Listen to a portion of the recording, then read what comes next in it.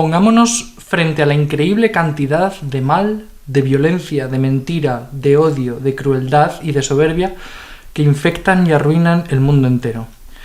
Esta masa de mal no puede ser simplemente declarada inexistente, tampoco por parte de Dios. Debe ser depurada, reelaborada y superada. Dios simplemente no puede dejar como está esta masa del mal que deriva de la libertad que Él mismo ha concedido. Solo Él, llegando a ser parte del sufrimiento del mundo, puede redimir este mundo. De una entrevista a Benedicto XVI de Jacques Servet en octubre de 2015. Bienvenidos al Club Dalroy.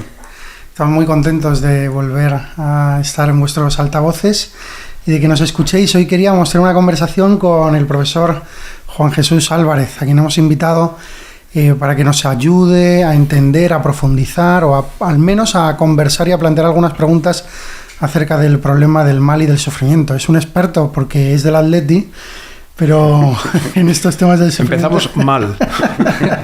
Empezamos mal. Pero es un experto y esto le ha llevado a estudiarlo muy en serio y es el investigador principal de un grupo de investigación de la Universidad Francisco de Vitoria acerca del problema del mal, que se encarga del problema del mal teológicamente, filosóficamente, desde el punto de vista del perdón, etcétera, de todas sus consecuencias.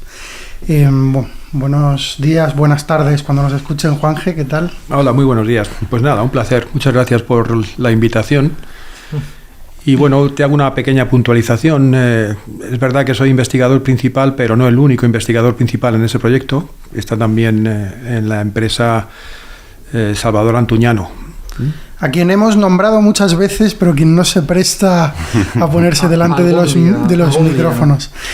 Y os presento también a quien acabamos de escuchar, que es un hombre que no para de hablar, que es Juan Serrano Vicente, que como hemos visto a lo largo del Club Dalroy, es una persona que es tan antipelagiano que a veces suena un poco luterano. Y con no ser calvinista me conformo. Y a quien ha leído el texto inicial, Javier Rubio Ípola, nuestro tomista de referencia. Pon un tomista en tu vida, ese es Javier.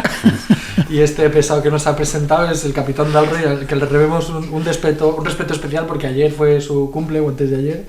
Y nada, estamos muy contentos también de reunirnos aquí hoy para celebrarlo. Bueno, y nos reunimos, además, ya lo anticipamos en el último episodio, pero nos reunimos para celebrar el cumpleaños de Santiago Ubel y de Javier Rubio, de Capitán Dalroy y de Mr. Pump. Nos juntamos 24 o 25 personas en la sede del Club Dalroy en Quijorna a comer carne, beber whisky y desvariar. Y nos lo pasamos, la verdad. En honor a la Agenda 2030, ¿no? A eso nadie me había invitado, la verdad. Muy mal. Pero tú has venido a mi casa a comer carne. Es verdad. Sí, pero en varias ocasiones. Contigo. Sí, en otra época, sí. Bueno, sobre esta cuestión del mal, el texto que nos ha leído Javier de esta entrevista a Benedicto XVI, que ya nos pone un poco en la línea de la necesidad de una superación, ¿no? Del no conformarse con el mal. Yo creo que antes de cualquier otra cosa podríamos preguntarle a Juanje que nos ayudara a entender qué es esto del mal, porque es verdad que como que todos tenemos experiencia del mal, lo utilizamos en el lenguaje, ¿no? Yo recuerdo una expresión muy bonita de mi abuela, que era de Salamanca, y decía, te vas a hacer mal, en vez de te vas a hacer daño, te vas a hacer mal, ¿no? O esto me hace mal, o una comida te va a hacer mal, ¿no? En vez de decir, te va a hacer daño. Lo que quiero decir es que todos utilizamos esta expresión, todos tenemos conciencia, experiencia del mal, pero quizá aterrizarlo en una definición más o menos sintética que nos pueda servir para seguir la conversación puede ayudarnos. Bueno, lo podemos intentar, aunque es verdad que es extremadamente complicado, ¿no? Porque ciertamente lo que algunos han llamado el problema del mal tiene tantos aspectos, tantas ramificaciones, tantas caras, son tantas las vías desde las que puede ser enfocado que resulta extremadamente complicado dar una definición. Hay una definición que es la definición metafísica clásica, en la que luego, si queréis, podemos entrar, que procede en última instancia de San Agustín, aunque luego perfiló y precisó Santo Tomás, y que dice del mal que es la privación de un bien debido a una naturaleza, en el orden físico o en el orden moral. Cuando esa privación de algo que debería estar naturalmente en un sujeto, en un ser, desde el punto de vista físico, de su constitución física, pues se produce, se habla de mal físico, mientras que cuando lo que se hace es cometer, o bien por acción o bien por omisión, algún tipo de agravio respecto de un bien que uno es consciente de que debería poner en práctica, se habla de mal moral, ¿no? Pero al margen de esa definición metafísica, que luego podremos, si queréis, insisto, cuestionar, yo daría una definición que es mucho más accesible y que quizás sea más sencilla de entender y de aceptar, que es la que viene a decir que el mal es una vivencia que uno percibe, que uno experimenta como desgraciada en relación con algo. Ese algo sería lo que consideramos malo, y la vivencia de la que uno tiene conciencia o experiencia en forma de desgracia sería lo que desde el punto de vista biológico podríamos llamar daño o dolor, y lo que desde el punto de vista psicológico podríamos llamar sufrimiento. Esta definición nos obliga a distinguir, por tanto, entre el mal, dolor y sufrimiento, pero yo creo que es lo suficientemente general como para que pueda servir como punto de partida para nuestra discusión. Aunque ya digo que es una caracterización que en la medida en que es muy general, pues puede ser admitida o aceptada por mucha gente, pero cuanto más general es algo, más impreciso resulta, ¿no? Pero vamos, yo creo que es muy interesante porque en esa definición lo que tú planteas como malo no es un algo entitativo o estable, sino que de alguna forma tiene más que ver con una relación, con la relación que cada uno tiene con esa realidad, ¿no? Y esto también es, yo creo que es muy evidente, las cosas que pueden generar sufrimiento a unas personas pueden no generárselo a otras.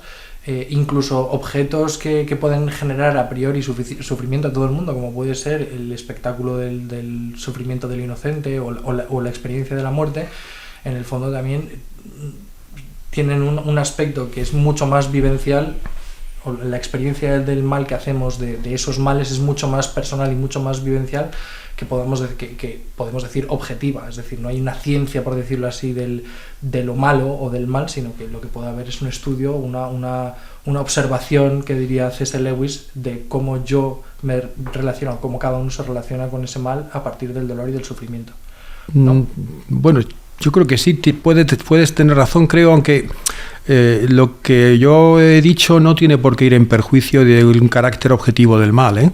Quiero decir, sí, hay cosas que desde el punto de vista moral todos vemos que son intrínsecamente malas, y hay realidades que en la medida en que afectan al ser humano, aunque tengan que ser percibidas por él como algo malo, también tienen un carácter objetivo desgraciado, ¿no?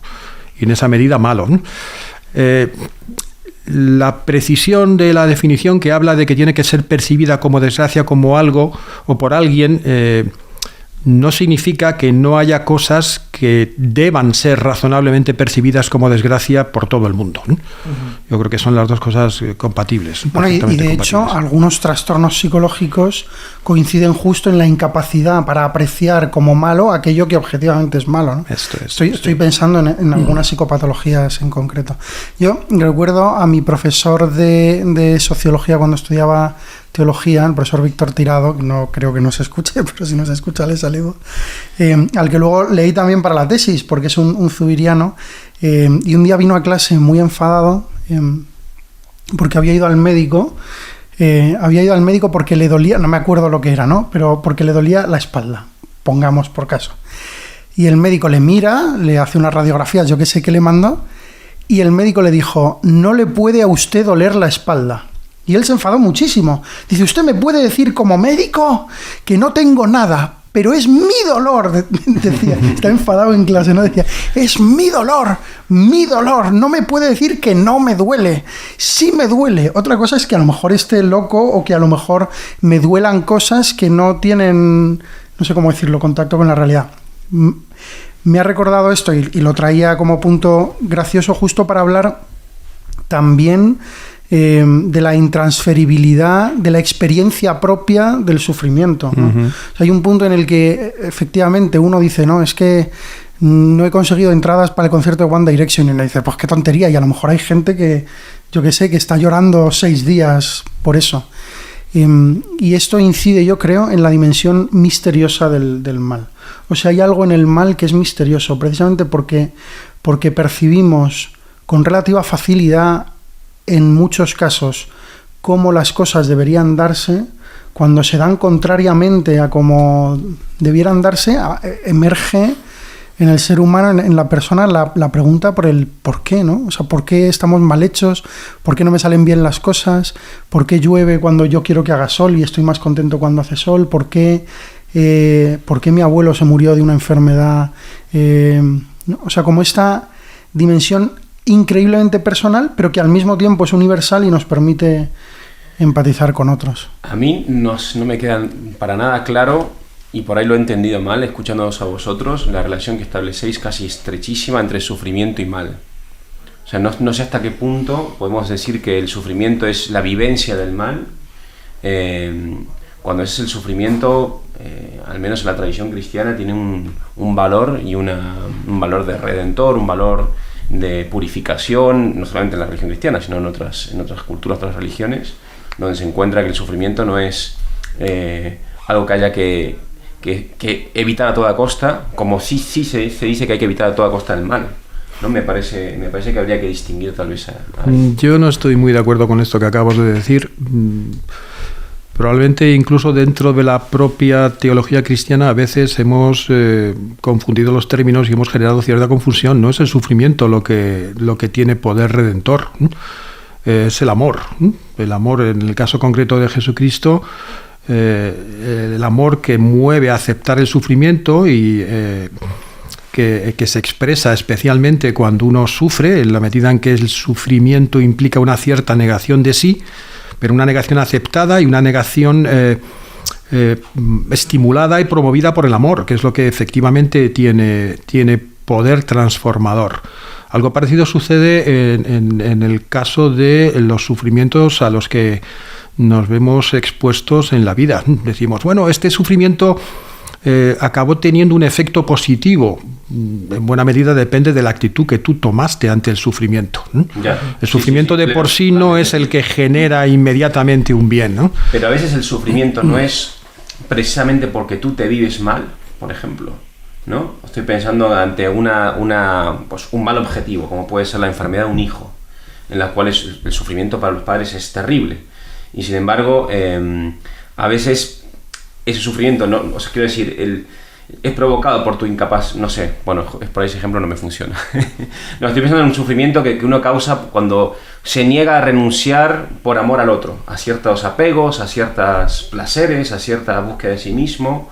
Entonces vive en una especie de frustración, ¿no? Entonces quiero decir, realmente lo malo ahí es que tú estás viviendo de una forma que te hace sufrir, pero el sufrimiento ahí viene dado precisamente del hecho de que no amas bien, de que renuncias a ese amor, que al mismo tiempo sería el que te salvaría de esa experiencia negativa del sufrimiento, ¿no? Yo creo que el sufrimiento es en sí mismo malo, y tan malo como el mal, pero eso no significa que... Pero puede estar ocasionado por algo que no es malo de por sí. Eso sí es verdad, claro, eso es verdad. Puede integrarse para una vivencia posterior de un bien eso mayor. Es. O sea, quiero decir, pero yo estoy de acuerdo con Juanje, el sufrimiento como expresión personal o vivencial del mal siempre es algo que de suyo se debe tratar de evitar, y de hecho tratamos de evitarlo. En la medida de lo posible, yo intento no sufrir, intento que las personas a las que quiero no sufran. Otra cosa es que yo asuma, porque para mí es condición ese sufrimiento de que mis seres queridos, por amor, tengan un bien mayor, por ejemplo, quedarme yo sin comer para que mis hijos puedan comer, ¿no? Pues eso es un sufrimiento que asumo y que tomo en orden a un bien mayor, a lo que yo entiendo que es un bien mayor por amor. O no evitar ciertos sufrimientos por los que tus hijos van a pasar porque tú entreves que afrontar ese sufrimiento y ayudarle a que lo afronte bien va a ser beneficioso para él en términos de maduración personal, incluso de maduración en la fe, ¿no? Hay una tendencia hoy en día por parte de los padres, que es razonable, a intentar evitar todo sufrimiento en sus hijos y que, sin embargo, pues sabemos que acarrea consecuencias muchas veces negativas, ¿no? Genera sujetos débiles, sí, y a la postre quizá más sufrimiento posterior, que esto yo creo es interesante. Y sujetos infelices, pero porque para evitar... Por eso mismo decía que uno busca evitar el mal, o debería buscar evitar el mal a toda costa y no el sufrimiento, ¿no? Yo lo que es que el mal genera siempre sufrimiento. Pero tanto para el que lo sufre... todo. El mal genera sufrimiento tanto para el que lo sufre meramente como para el que lo provoca. Esto de que el mal genera sufrimiento para el que lo provoca puede parecer difícil de entender, sobre todo en un tiempo como el nuestro, en el cual pues se ve a corto plazo y por la recompensa que uno obtiene o el interés que uno obtiene de sus actos, ¿no? Pero es una idea clásica esta, que está, por ejemplo, en Platón de una manera muy evidente y que incluso tiene, yo creo, formas de ser probada desde la perspectiva de la psicología profunda, ¿no? Antes o después, el mal cometido, incluso el bien que uno omite, debiendo ponerlo en práctica, acarrea consecuencias negativas para el que lo lleva a cabo, ¿no? Por no hablar de la trascendencia que puede tener esto desde el punto de vista de pues, la salvación eterna, ¿no? Pero eso es otra cuestión en la que no sé si entraremos o no. O sea, que el sufrimiento nunca se busca en sí mismo, porque no tiene sentido en sí mismo. Eso es. Si acaso se puede asumir, nunca buscar, yo diría como tal, pero sí que se puede asumir por un bien mayor, ¿no? Y de hecho, bueno, yo creo que tiene otra lectura también esta idea de que el sufrimiento, siendo malo en sí mismo, es ambivalente por sus efectos, dependiendo de la actitud con la que uno lo afronte, y que consiste en que el mal no tiene como tal entidad propia. No existen males absolutos. Del mal absoluto solamente se seguiría un mal, independientemente de la actitud con la que uno lo afronte.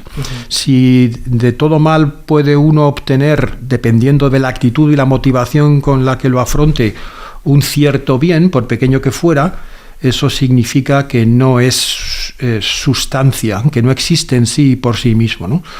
Que siempre participa de un cierto bien, se da en algo que de por sí es bueno, o se refiere a un deseo que apunta hacia un bien.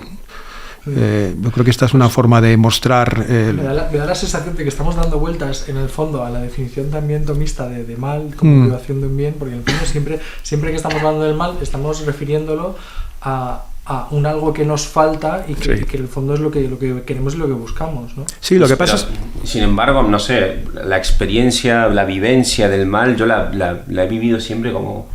No como algo, como una negatividad, sino como algo con mucho peso. Con mucha entidad. Con mucha entidad, que incluso me confunde, me desarma mi juicio, o sea, me deja como desnudo el mal, ¿no? El mal fuerte, ¿no? El mal de, por ejemplo, el sufrimiento de un inocente, de un hijo que no tiene todavía una conciencia y que de golpe está sufriendo terriblemente, pues... Pero eso tiene más que ver con la intensidad y el valor del bien sobre el que el mal atenta, que con la entidad misma del mal. O sea, el problema está en que los males son tanto peores cuanto más importante es el bien al que atacan o afectan. Yo creo que es importante tomar conciencia de que las cosas son en sí mismas buenas y que lo que desea el ser humano es siempre un bien. El objeto último de la voluntad, dicen los clásicos, es el bien, o algo que es bueno para mí en algún sentido, ¿no? Y en relación con esta bondad de las cosas y con este bien al que todo ser tiende, se produce el mal. No tanto como un vacío, cuanto como una hendidura, como una quiebra, como una fisura,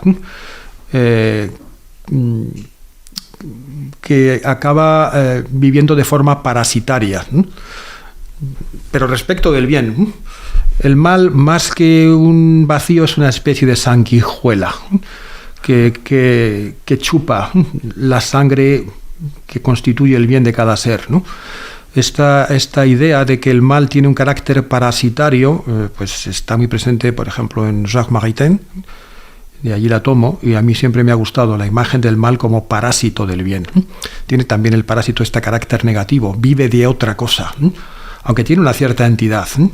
Yo creo que reducir el mal a ausencia es una incomprensión de la definición tomista de mal. Pero sí, es verdad, para entender esa definición uno tiene que tener conciencia de que todas las cosas son en sí mismas buenas. A veces se dice, bueno, pero esto es consecuencia en realidad de una postura teísta, porque se supone que si Dios es bueno, todo lo que hace es bueno, y a partir de ahí, de una creencia previa, uno se ve obligado a tener que admitir que lo que existe es el bien y que el mal no es sustancial, no es lo primero. Y como no es lo primero y Dios sigue de algún modo también conservando en el ser a las cosas, tampoco tendrá la última palabra. Con lo cual lo que suceda entre medias pues acaba siendo de algún modo relativizado, ¿no? Yo no creo que sea así necesariamente. Incluso las personas que no son creyentes mantienen una actitud primera, positiva ante la realidad. Yo creo que el bien es lo primero, y la afirmación de los valores positivos de la vida es a lo que tiende todo ser, no solo ser humano, cualquier ser vivo. Lo que sucede es que gracias al mal, entre comillas, enseguida nos damos cuenta de que los bienes que deseamos no están a nuestro alcance, y quizás sea también una forma de reencontrarse con el bien original a partir de ese deseo que uno tiene de alcanzar la plenitud, ¿no? Bueno, no sé, yo creo que yo enfocaría así las cosas, siendo consciente de que cuando el mal te ataca, pues a veces este tipo de especulaciones pues parecen como fatuas, ¿no? Parecen como vacías, triviales. La experiencia que tuvo C.S. Lewis, ¿no? Que era un gran predicador del tema del mal. De hecho, tiene varias conferencias sobre el problema del mal, recogidos en un libro. Y claro, y luego cuando le tocó sufrirlo a él, se encontró con el escándalo y se encontró con la paradoja de decir, yo en mi cabeza tengo todas las ideas clarísimas, pero pues esto es una porquería y yo no quiero esto, y me rebelo. Incluso en su librito en este pequeño especie de diario que tiene Una pena en observación, dice cosas durísimas sobre... Sí, toda la primera parte del libro es terrible, ¿no? Es muy, muy duro. Muy y es duro. Desazonante. Parece que va a caer en el más profundo de los abismos, y solo muy poco a poco y con enorme esfuerzo comienza ese proceso que él llama de restauración del propio yo, ¿no? Es un libro que acaba bien, pero que apunta muy mal desde el principio, ¿no? Sí, sí. Pero... O sea, es que la experiencia, o sea, la vivencia personal del mal es la vivencia de una anulación. Es verdad que no es ausencia, pero es la vivencia de la pérdida del yo y de la pérdida de la relación con el mundo y con los otros, en el fondo. O sea, si uno se para un poquito, se puede dar cuenta de que la experiencia del mal propio vivido personalmente puede llevar a una desazón grandísima. También por la contradicción de la cosa que es mala y con la que yo convivo frente al deseo de bien y de plenitud que tengo, que me puede llevar casi a la rendición, ¿no? Y yo recuerdo mucho esta película de Terrence Malick que se llama El árbol de la vida, porque y me la ha recordado la conversación que estamos teniendo, ¿no? Porque ahí se ve como el hijo mayor se introduce, descubre el pecado, descubre el mal como una cosa que puede hacer él. O sea, frente a una vida, no sé si recordáis esta escena cuando va a la casa de los vecinos que no están y roba un camisón, y luego se siente tan mal que lo tira al río, al agua, para que se lo lleve la corriente, ¿no? Como para que y que es una imagen preciosa del agua como purificadora, pero también del agua como destructora, que también aparece en esta imagen cuando rompe el cristal, ¿no? O sea, este descubrimiento del mal en el niño, por esto que decía Juan G. ahora, que me ha parecido interesantísimo, originalmente el ser humano mantiene una mirada positiva sobre la realidad y sobre sí mismo, donde uno está como naturalmente lleno de esperanza. al menos en la mayoría de las infancias, si todo se da como razonablemente se debería dar, ¿no? Hay casos trágicos desde el principio, pero incluso en esos casos trágicos el niño tiende de modo natural a la esperanza hasta que hay algo que le empieza a desesperanzar, a hacer sospechar. Es como una sospecha que se introduce, esto que decía Santi, ¿no? de la niebla. O sea, hay como algo que me impide conocer bien. Es verdad que escuchándolo a Juanje a mí se me aclara un poco este problema, ¿no? Porque yo decía, ¿cómo puede ser que ante la experiencia del mal, tanto mal moral como, no sé, se llama físico, tal, uno parece como que se ofusca el juicio, se ofusca la capacidad claro, porque el bien también está unido, ¿no? al ser, en el fondo, entonces a la verdad y a la belleza, entonces de alguna manera todo queda como trastocado frente a la... Por eso me gustaba mucho la imagen de ante el mal, lo que a uno le hace vibrar es que esa intensidad del bien que debe estar ahí de repente se ensombrece o se apaga. Entonces dices, claro, la reacción nuestra es, ¿no? de no puede ser, ¿no? Y eso se experimenta en la enfermedad, se experimenta en el dolor del inocente, se experimenta de una forma bestial, ¿no? Yo quería volver a la cita inicial, porque frente a esta experiencia universal del ensombrecimiento de la realidad y de la sospecha incluso de mi propia capacidad para hacer el bien, de una tentación de tirar la toalla, ¿no? En muchos sentidos, la cita que hemos leído al principio, Benedicto XVI, dice que Cristo viene, o sea, que era necesario casi que Dios se hiciera mal o conviviera con el mal para rescatarlo, para asumirlo en primera persona, para superarlo y para sanarlo. ¿Qué tiene que ver el perdón y la redención con la realidad del mal, en un sentido teológico fuerte?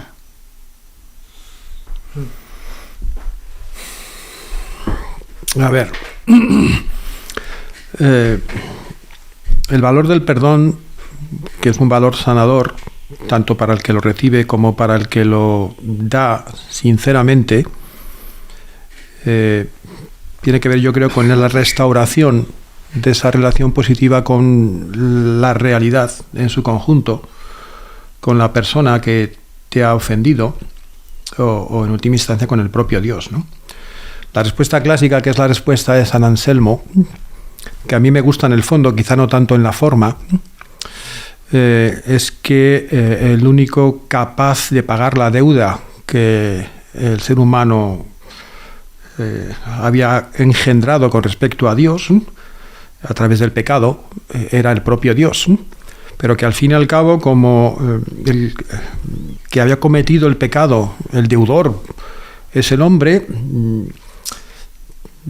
no, la única posibilidad de que se diera esa restauración y ese perdón sería que habría sido que Dios se hiciera hombre, que en cuanto que Dios amara con la plenitud con la que el ser humano no es capaz de amar, expresara ese amor hasta el extremo en el patíbulo y en el sufrimiento de la cruz, y en cuanto que hombre, asumiendo ese dolor, de algún modo rescatara al ser humano, ¿no? Me gusta el fondo y el significado de lo que hacia donde apunta esta concepción. No me gusta tanto la imagen de la deuda y del pago por una deuda, pero bueno, entre otras cosas porque uno tiene la sensación a veces de no haber sido tan malo, ¿no?, como para merecer un castigo tan terrible, ¿no? Sí, o de no haber dejado nada sin pagar. Sí. Me dice, ¿por qué tengo yo la culpa heredada del pecado de Adán? Uno podría decir. Bueno, la culpa no la heredas, lo que heredas es la pena. Bueno, sí, pero el pecado, o sea, la distinción entre pecado original originante y pecado original originado, es decir, mi predisposición al mal que no se da en el paraíso. Sí, lo que clásicamente se llamaba el reato de culpa, ¿no? O sea, que el pecado que yo cometo, que lo cometo libremente y lo cometo porque quiero, sin embargo, estoy inclinado a él por culpa de Adán, digámoslo así de algún modo. Sí, yo no sé si realmente meternos en estos berenjenales que tienen que ver con cuestiones teológicas extremadamente complicadas, como la del pecado original, o incluso antecediendo al pecado original el pecado de los ángeles, ¿no? El pecado original es un asunto sumamente complejo, pero que al mismo tiempo pues aporta una luz que de otra manera no podríamos encontrar, ¿no? Recuerdo que Jaime Balmes, creo que en las cartas a un escéptico, puedo equivocarme, dice que si uno retira de la historia de la humanidad el pecado original, esta misma historia se convierte en algo imposible de entender, indescifrable.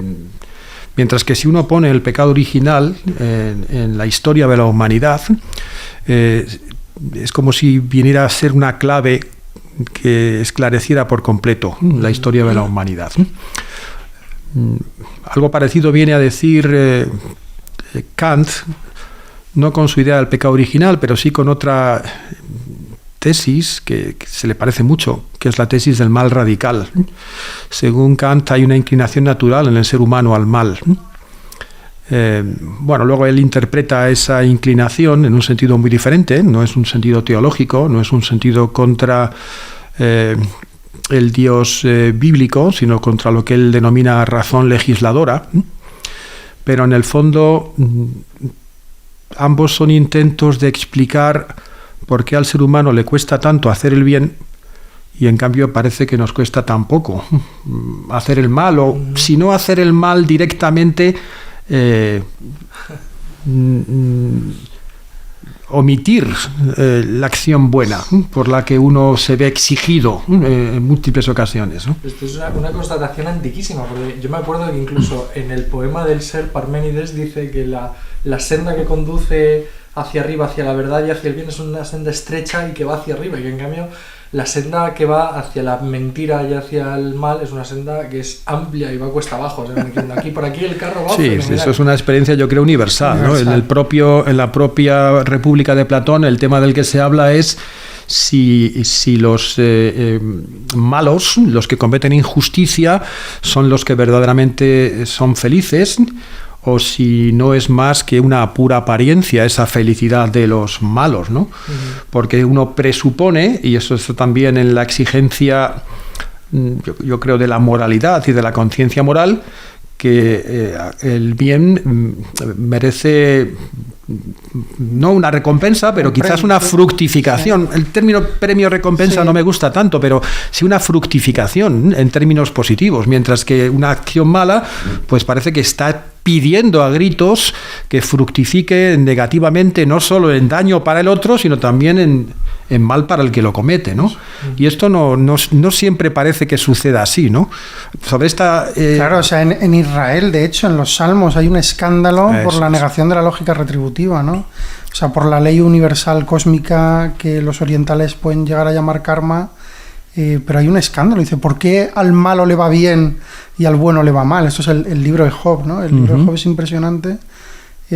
Justo como esta experiencia de, no, yo no he hecho nada mal. O sea, que uno puede tener esta conciencia de la que hablábamos antes, en cierto modo, que normalmente será por una falta de profundización en el propio espíritu, ¿no? o en la propia alma, pero uno puede tener conciencia de no haber sido, al menos no haber sido tan malo, y que le vaya muy mal, y ver gente patentemente mala y que le va bien, o con la formulación genial, ya dándole la vuelta del todo, de San Pablo, pero que indaga en esta cuestión, porque veo el mal que no quiero y lo hago, y veo el bien que quiero y no lo hago, como este escándalo de nuestra incapacidad para secundar el bien que vemos y que reconocemos delante de nosotros, y que no tenemos fuerza para secundar, no tenemos voluntad para correr detrás. A mí me gusta mucho la solución de San Anselmo a todo este gran problemón que se suscita, porque encaja muy bien, guarda una cierta proporción con el misterio también del hecho que Dios nos haya creado libres, que uno dice, efectivamente, al crearnos libres, de alguna forma estás condicionado a perder la batalla que tú mismo o la partida que tú mismo has planteado. Obviamente era una condición necesaria para el amor, ¿no? Pero también es verdad que una vez que tu creación libre ha pecado y ha caído en el pecado, la única solución posible precisamente parece pasar por otra locura, ¿no? Que es la de la encarnación y la de la cruz. Y de aquí me gustaría pasar a otro aspecto que tú has tocado, pero que también me parece muy relevante, y es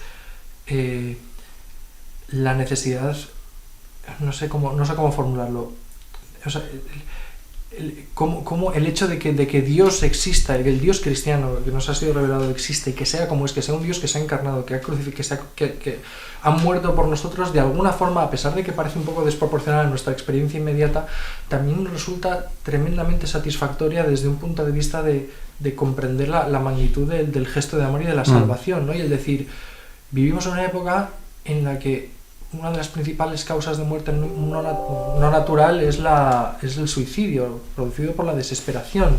Vivimos una época en la que pues, hemos asistido asistimos a masacres, asistimos a guerras, asistimos a injusticias, y vemos cómo de alguna forma estamos incapacitados, asistimos a continuos sufrimientos, y parece que somos un mundo sin Dios. Y yo esta discusión la tuve en mi etapa de formación en Roma con uno de mis profesores, el padre Dominic Farrell. Pues yo insistía en que me parecía que Dios era como una especie de ingrediente necesario, casi como el pecado original de Balmes, para que todo encaje bien, y que de verdad podamos salir de este atolladero en el que nos hemos metido. Y él me decía que no del todo, que hay una esperanza misma en el ser humano, precisamente en el estar bien hechos. Y sin embargo a mí me parece que no del todo. Como hay una frontera que no termino yo de discernir. ¿Es el ser humano capaz de alguna forma de dar respuesta, de identificar y de dar respuesta a este problema fundamental del mal, o necesitamos de Dios? Bueno, en realidad se estás planteando un problema que es uno de los aspectos a los que nos conduce la existencia del mal, que es si Dios existe o no, y si es posible conciliar la evidente existencia del mal con la no tan evidente existencia de un Dios que se supone que es omnipotente, omnisciente y además supremamente bueno, o moralmente bueno. Bueno, como sabéis, hay pues desde Epicuro, al menos la tradición atribuye a Epicuro esta idea. Hay un argumento que pretende mostrar que es contradictoria la existencia de ese Dios con la existencia del mal, y que por tanto, puesto que no se puede negar que el mal exista, la única alternativa es negar que Dios exista, ¿no? Y hay una recuperación de ese argumento en la modernidad, sobre todo a través de David Hume. Es Hume en realidad el que introduce el atributo de omnisciencia dentro del problema. Epicuro se centraba exclusivamente en la omnipotencia y en la bondad, ¿no? Él introduce el tema de la omnisciencia como para acabar de complicar. En realidad lo que hace es transformar el dilema en una especie de trilema, ¿no? Uh-huh. Pero básicamente viene a ser pues muy semejante. Y luego, pues en los últimos decenios, en el ámbito de la filosofía analítica sobre todo, pues han vuelto a aparecer multitud de argumentos o variantes de este mismo argumento que pretenden concluir en que Dios no existe. Bueno, ciertamente a partir de aquí surge un problema teórico,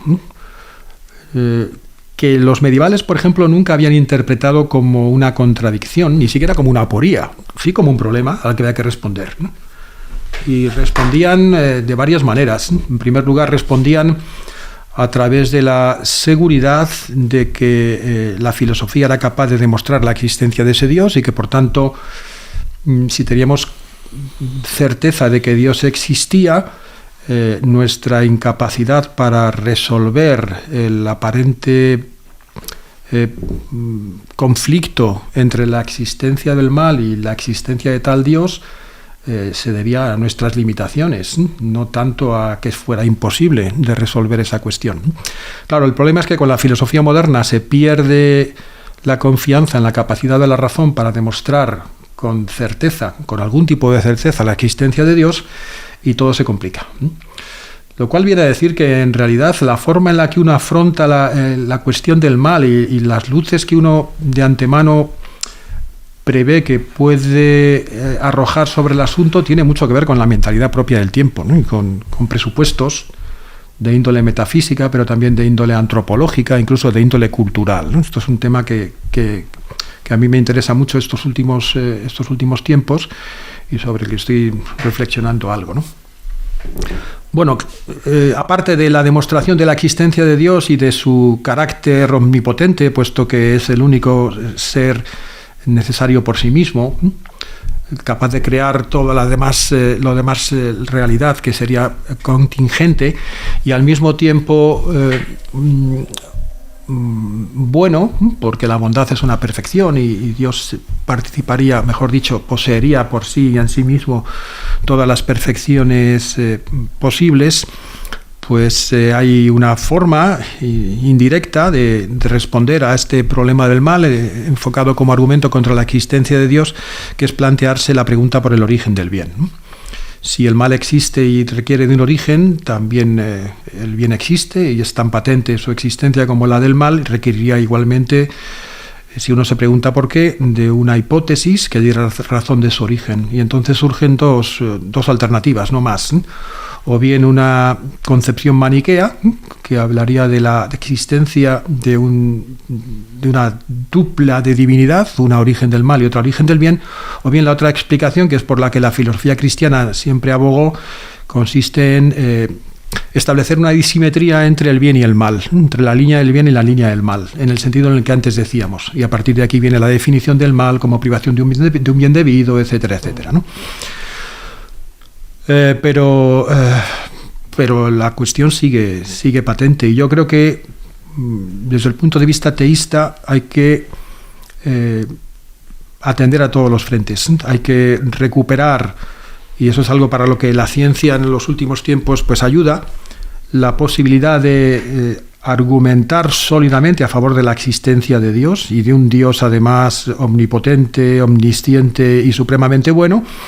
Eso es lo que algunos autores como Queiruga llaman la vía corta en respuesta al mal. Es decir, si uno es capaz de concluir que Dios es bueno y que Dios es omnipotente, pues necesariamente el mal tiene un sentido, ¿no? Aunque no seamos capaces a menudo de descubrir cuál es ese sentido, ¿no? Pero no tiene la última palabra porque tampoco tuvo la primera. La vida humana sería algo así como una especie de proceso inevitable desde el punto de vista de la contingencia del ser humano y de la falibilidad de nuestro libre albedrío, a través del cual vamos construyendo nuestra personalidad, vamos madurando nuestra vida y nuestra propia persona, incluso desde el punto de vista de la vivencia de fe, para prepararnos para la eternidad. Esa sería una visión propia de la teología cristiana, ¿no? Si no es así,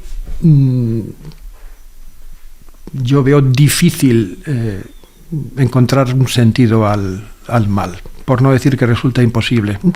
Entonces, yo estaría más de acuerdo contigo que con el profesor al decir que Dios no existe para acabar con el mal, ni para que el ser humano encuentre un sentido en el mal. Eso vendría a ser una especie de respuesta ad hoc insatisfactoria. Pero sin él el mal no tiene un sentido y el deseo humano natural de que lo tenga, que va inmediatamente unido a nuestro deseo de felicidad y de bien, pues se encontraría sin salida alguna, ¿no? A mí esto que acabas de contar me ha de vuelta, lo llevo yo mucho, siempre a mis amigos me dicen que lo bajo mucho en mi vida constantemente, sé que soy un filósofo de lo concreto, pero esto de la experiencia del mal que te puede hacer preguntar por el origen del bien. Entonces me estaba acordando, claro, de joven, de haber estado con 15 años de misiones en un barrio en Argentina, tal, y me acuerdo de haberme encontrado con un hombre que había sufrido mucho y que ese sufrimiento, esa experiencia del mal, según lo que él me decía, le había alejado de Dios y le había hecho caer en la cuenta de que Dios no existía, de que Dios no podía existir porque había permitido ese mal. Y siempre ante el mal yo decía, bueno, pues claro, es que hay males que parece que son injustificables o que no me gustaría justificarlos con una teodicea, no quiero meterlos en un sistema. Y sin embargo, al yo vivir la experiencia del mal de una forma radical, que aquí mis amigos lo saben, tú también lo sabes, ¿no? Ante el nacimiento de mi hijo, no ya porque naciera con una ausencia cromosómica importante o genética que desencadena pues una serie de problemas y de sufrimientos, sino de todavía vivir ahora el recuerdo del periodo que él estuvo en la UCI después de una operación, que hoy todavía me viene como sueño, o sea, ya me cuesta mucho recordarlo, pero como pesadilla, más que como una pesadilla, sueño. Sí, porque fue una experiencia de un sufrimiento que nunca había experimentado, ¿no? Y es verlo a él después de la operación del corazón, con el cuerpo hinchado, un bebé, absolutamente inocente, ¿no? Porque lo sigue siendo, es un hijo de Dios, o sea, ¿no?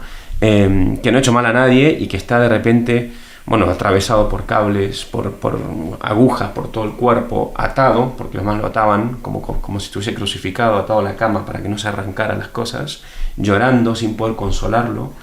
Y me acuerdo que ante esa experiencia absolutamente ofuscadora y tal, mi reacción me sorprendió a mí mismo, porque fue: Señor, levántate, restaura, ¿no? Fue una pregunta por el bien que no estaba ahí. Fue una pregunta por el bien, no por el mal. Y vamos, me acuerdo todavía, lo cuento ahora y estoy temblando, ¿sabes? O sea, pero es verdad que no necesariamente tiene que alejarte, sino tiene que incluso, ¿no? Te puede llevar a preguntarte por el origen del bien y por el bien que estás esperando, que tu corazón desea, que sabes que debe estar ahí y que no está, ¿no? Y la pregunta es esa, ¿no? No es una pregunta ni de reproche, ni de... No sé, me creo que mucha gente lo vivirá de muchas maneras, ¿no? Pero para mí me sorprendió no estar reprochando, no estar como, en cierto sentido, como Job en el momento que se pone más... Mira, más hace 3 sino días... más como rendido, decir, Señor, levántate, restaura, ¿no? Ven, aparece, no sé, como... Me ha venido a la memoria dos cositas muy, muy concretas. Imparto teología en varios grados, pero uno de ellos es fisioterapia. Y hace unas pocas clases un alumno expresó en clase una experiencia que había tenido reciente con una señora mayor a la que estaba pues atendiendo en una de sus prácticas, ¿no?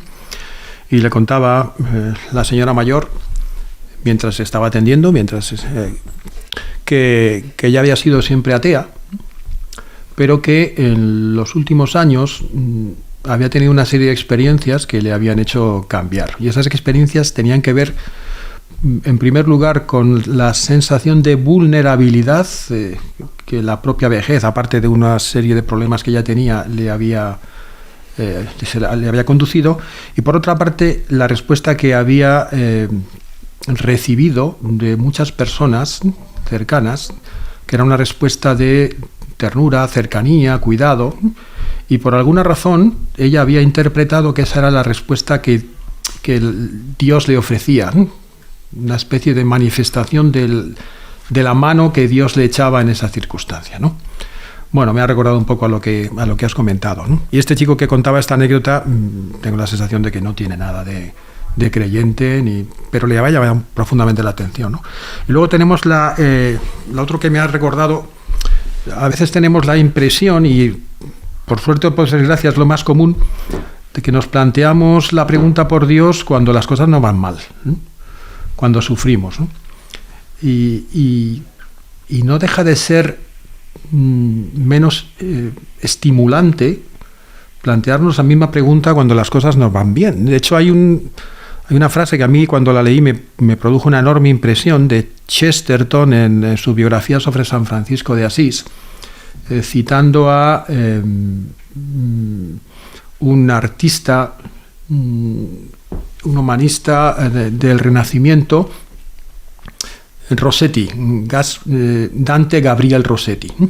Y al parecer dice Rossetti que los peores momentos en la vida de un ateo no son aquellos en los que uno sufre y le van muy mal las cosas, porque entonces siempre puede recurrir en el extremo a la blasfemia, que tiene un cierto sentido catárquico, en el sentido de pretender encontrar siempre una razón de por qué las cosas me van mal, atribuírsela a Dios y por tanto rebelarme contra Él, incluso insultarle como forma de encontrar cierta serenidad, ¿no?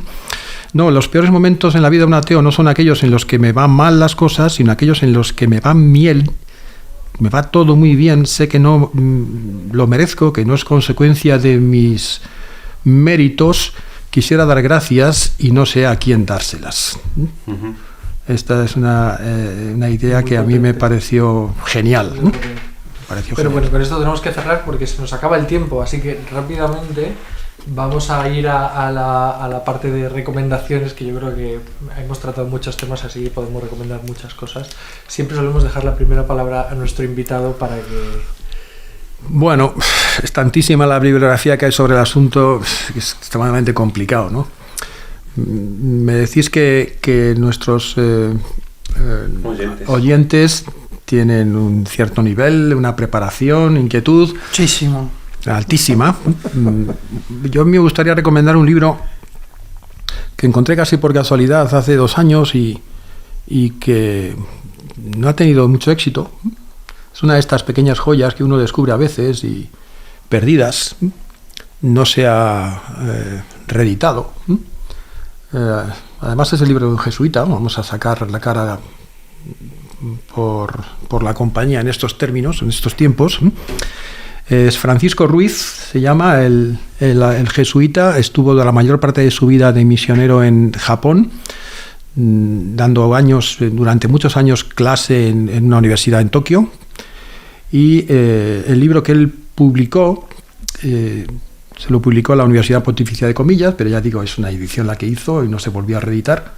De hecho, a mí me costó horrores encontrarlo. Tuve que comprarlo en una biblioteca, en una librería de estas de antiguos, y es un libro de los años 80, o sea, no penséis que... Se llama Metafísica del Mal. Es un libro sorprendente, porque no deja de tocar ningún tema de los que hoy en día se ponen sobre el tapete. Lo hace desde una perspectiva clásica, pero como conoce muy bien la cultura y la mentalidad japonesa, introduce a menudo citas de la tradición literaria y filosófica japonesa, y es accesible, y es de una riqueza y de una luminosidad que a mí realmente no puedo por menos que dejar de recomendarlo, aunque ya digo, no será fácil que lo encuentren nuestros oyentes, ¿no? Muy bien, gracias Juan G. Gracias también por esta charla. A mí me ha sugerido un montón de cosas, me voy a quedar pensando bastante. Y nada, yo quería recomendar una novela. Es una novela de Dostoyevsky, Los hermanos Karamazov. Nada, sobre todo porque yo creo que es una novela donde se plantea este tema, se plantea mucho el problema del mal a través del diálogo de los personajes, de los protagonistas, y además tenemos como casi los dos caminos que se abren, ¿no? El que lo lleva a la búsqueda del origen del bien y el que de alguna manera eso lo hace ofuscarse y empeñarse en el mal, ¿no? Entonces me parece que es un libro muy bueno para este tema. Yo voy a recomendar 2 cositas, las 2 cositas muy breves. Voy a recomendar el capítulo 5 del Sentido Religioso de Yusani. En el capítulo 5 hay el epígrafe 6 y el 7, aunque antes también habla de la tristeza, y dice del opuesto lógico de la tristeza, que es la desesperación, ¿no? Dice que la tristeza es esta ocasión que nos hace darnos cuenta de nuestra hechura y de aquello a lo que estamos verdaderamente llamados, y por eso puede hablar de la naturaleza del yo como promesa, de una tristeza que sería en ese sentido positiva, y de la desesperación, que es quitar la tristeza en medio o la negación de la posibilidad. Y luego quería recomendar una novelita muy pequeña de Jesús Montiel que se llama Suceder a la flor. Jesús Montiel es un poeta y profesor de Granada, contemporáneo a nosotros, que escribe este libro autobiográfico. Es una novelita muy pequeña y es su relación y su vivencia de la enfermedad de su hijo, de una enfermedad muy muy grave. Y como esto, un poco como a Lewis, parece que al principio le hunde y que no le deja respirar, y sin embargo luego hay una restauración. Pues mira, ya que has sacado esta colación, como contrapunto, que termina no en la esperanza, sino en la desesperanza, pero a partir de una experiencia muy similar, Mortal y Rosa, de Francisco Umbral. Me parece que es un libro también de una enorme belleza literaria y que, sin embargo, expresa una experiencia completamente opuesta a la de Montiel. Pues yo voy a poner un poco de doctrina en la sopa de recomendaciones y voy a recomendar la Salvifici Doloris de Juan Pablo II, bueno. la carta apostólica de 1964, que trata explícitamente sobre el tema del mal y el sufrimiento y que yo creo que sigue teniendo muchísima actualidad. Así que... Pues nada, muchísimas gracias. Nos vemos en la próxima. Hasta la próxima. Gracias. Gracias, Juanje. a vosotros.